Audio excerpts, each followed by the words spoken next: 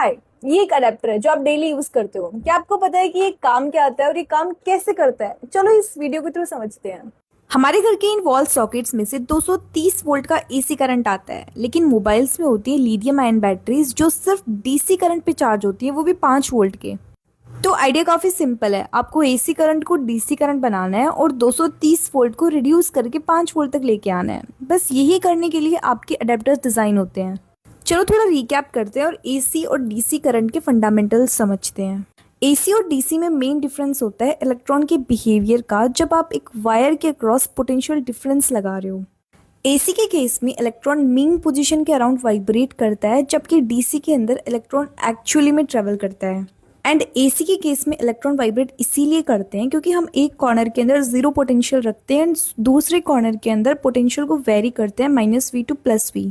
इस पोटेंशियल को वेरी करने की वजह से अंदर एक चेंजिंग इलेक्ट्रिक फील्ड बनती है एंड वी नो कि इलेक्ट्रिक फील्ड के अपोजिट डायरेक्शन में इलेक्ट्रॉन्स मूव करते हैं, सो हमारे इलेक्ट्रॉन्स इस केस में वाइब्रेट करेंगे। हमारे घर पे इस जीरो पोटेंशियल वाली साइड को न्यूट्रल बोलते हैं और जिस साइड पोटेंशियल चेंज होता है उसे फेस बोलते हैं।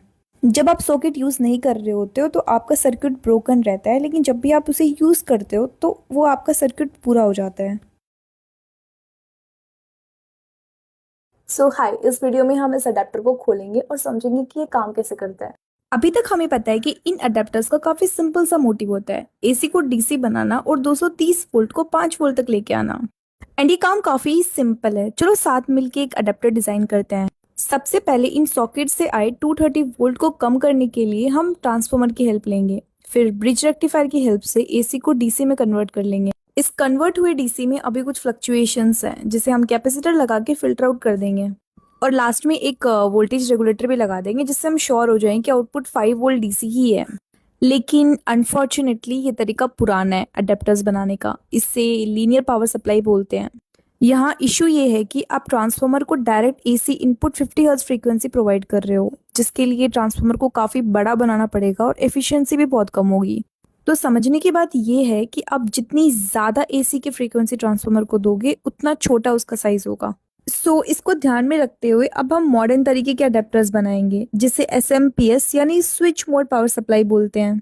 एसएमपीएस में सबसे पहले आता है रेक्टिफायर, फिर कैपेसिटर, फिर सबसे इम्पॉर्टेंट पार्ट जिसके लिए हमने ये एसएमपीएस डिज़ाइन किया है, जो कि है स्विचिंग सेक्शन। ये सेक्शन हमें ट्रांसफार्मर के लिए high frequency AC like signal बनाने में हेल्प करता है, जो कि मेन फ्रीक्वेंसी से 1000 टाइम ज़्यादा होता है।